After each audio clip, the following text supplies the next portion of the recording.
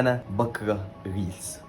انا سامح ودي حلقه جديده من يوم الثلاث. انا ليه بكره الريلز؟ بكل بساطه لانها بقت تختصر كل حاجه، نلخص الفيلم، نلخص الكتاب، نلخص الاغاني، حتى المشاعر، الضحك والانبساط بقينا بنلخصها ونقصها وننزل عليها مزيكا. اصلا ليترلي بقينا عايزين كل حاجه في دقيقه، مش كل حاجه عشان بقينا نضحك في 10 ثواني، نتعلم في 15 وننسى في 5. بس خليني اسالك سؤال، ايه اللي فاضل اصلا من كل ده بعد ما انت اتفرجت على ريل، انت علمت وضحكت وعملت؟ ايه اللي بيبقى لك بقى في الاخر؟ المصيبه يا قلبي ان انت تبقى فاكر ان انت عندك معرفه، بس الحقيقه خليني اصدمك واقول لك ان اللي عندك ده هو وهم المعرفه. The illusion of knowledge. الاختصار في حد ذاته هو قتل متعه الحياه، او قتل فكره الحياه نفسها، اللي هي ايه اصلا؟ الملل. حياتنا بالكامل مبنيه على الملل. الملل هو اللي فعلا بيصنع التجربه الحقيقيه. لما تقعد قدام كتاب طويل وتقعد تقرا وتزهق، بعد كده تقرر ان انت تكمل. لما تجرب في مره ان انت تسمع اغنيه كامله لام كلثوم بدل ما انت بتسمع الحته اللي طالعه ترند.